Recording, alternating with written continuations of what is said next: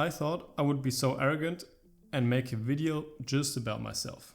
But jokes aside, I thought for everyone who was following, is following, or will follow this channel in the future, I thought it would be a good idea to kind of make a video that is mainly about myself as a Japanese learner, what this YouTube channel is about, and then maybe even talk a bit about who I am as a person. So let's start with a proper Chikosokai. And I'm Leo, and I'm 22 years old at the moment, and I kind of like languages, in case that wasn't fucking clear by now. And I'm bilingual actually, like not from birth on, but I was raised bilingually, is what I'm trying to say.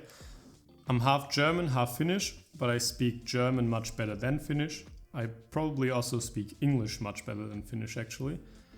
So from there on, I speak 2 languages, and then I obviously speak English. I hope that's fucking obvious. Then also Japanese. I did have French in school, which I was actually quite motivated in, but I decided to stop learning during school while I was, I think, 16 years old, which now I guess is kind of a shame, but also, can't blame myself at 16 years old to stop learning a language. I had other priorities, I guess, as a 16-year-old would have. And yeah, then obviously Japanese. And I want to kind of do a full, no bullshit overview of what my Japanese journey was like or is like, and how good I basically am at the moment. So it all began with the first contact with anime. What a joker! Obviously not, but I did start watching anime at like 10 or 11, which was amazing. It was One Piece. So yeah, it was a joke. But still, anime kind of also a big influence, but wasn't the reason why I started learning Japanese.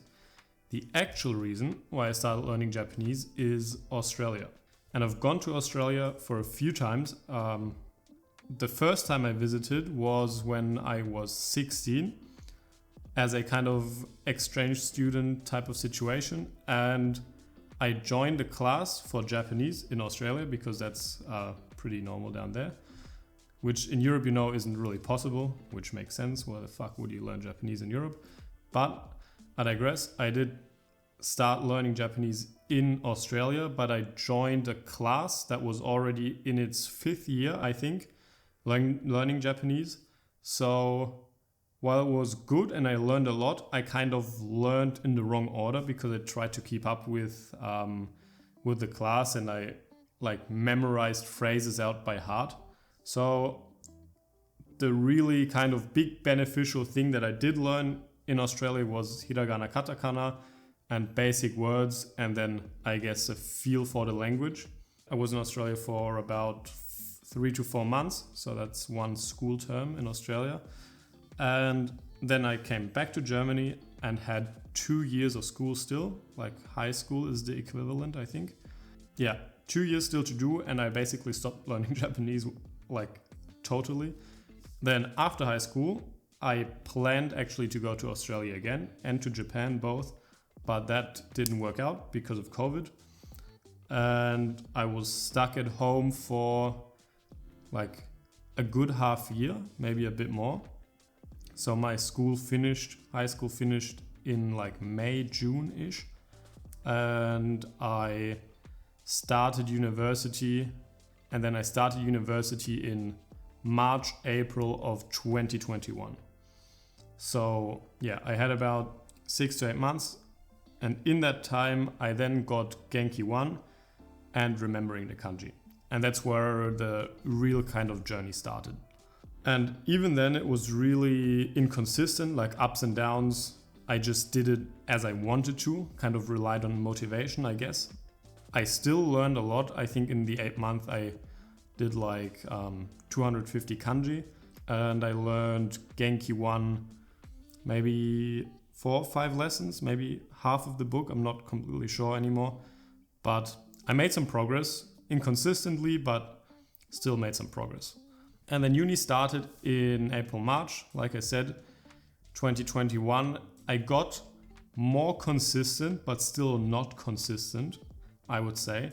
Like the consistency over the first 2 years of uni as well went up, but it still went up and down. So it was like in waves, like, you know, sinus wave, but in an upward trend. That's the best way I could describe it. Fast forward to now, or let's fast forward actually to the beginning of 2024, is where I would say the really consistent part started. There still was a inconsistent period. I think in April, May this year, I had like a month or 1.5 or maybe 2 even, where I didn't do much at all. But all in all, this year was fairly consistent, especially starting with the first upload, well, not the first upload, but the first upload of this year. That's when the consistency was pretty locked in, I would say. Not perfect. Like maybe I can add the Anki heat map here. You will still see plenty of days where I didn't do anything, but like still pretty consistent.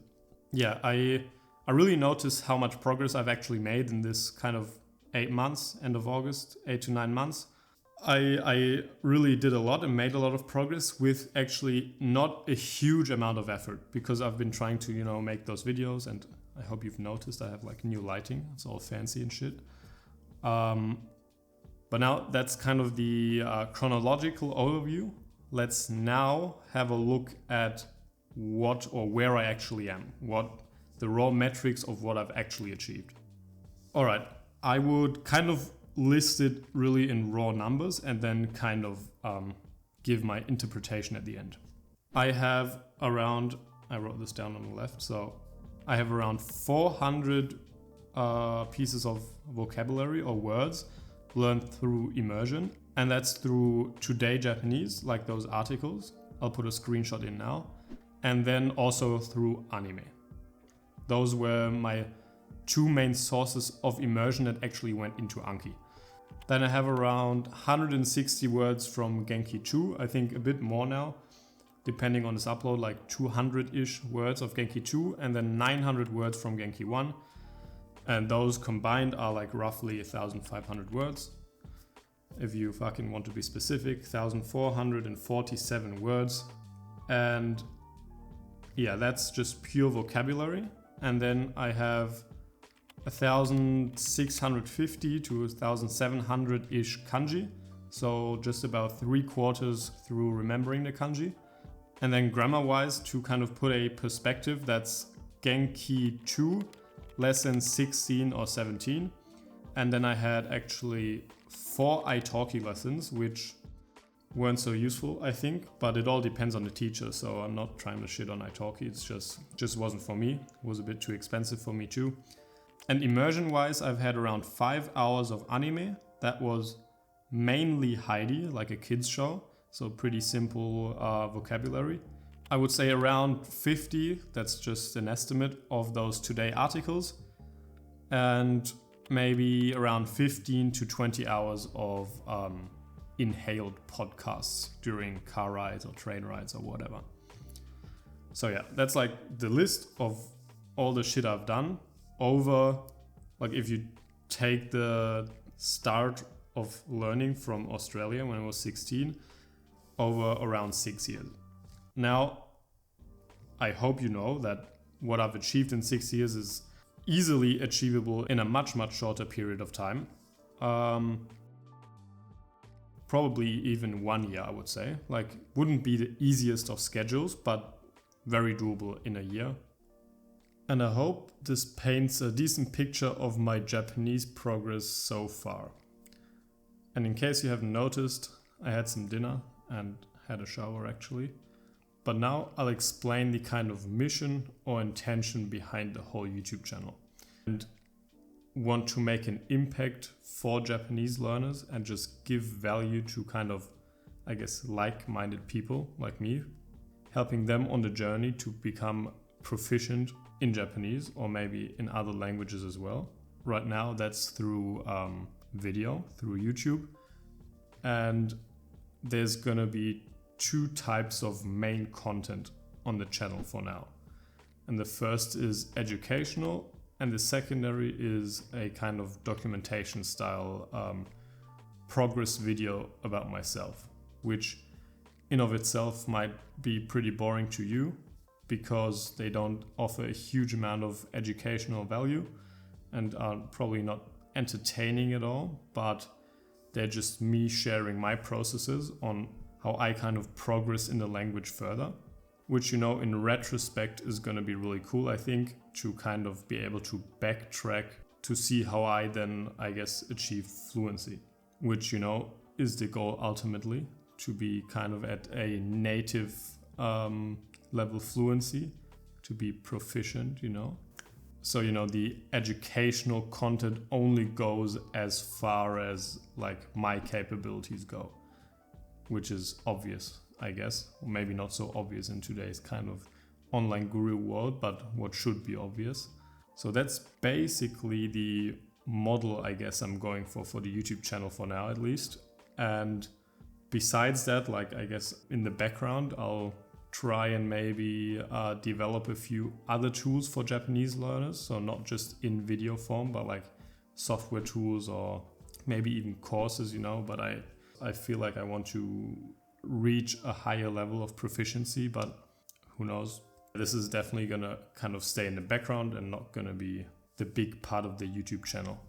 The main intention for me now is to just try and give educational value for free on the stuff I can, and then just document my process for the stuff I cannot. And then when I progress on those things, like for example with the manga series, wouldn't make sense for me to now make a video. This is how you fucking read manga, because I don't really know very well myself.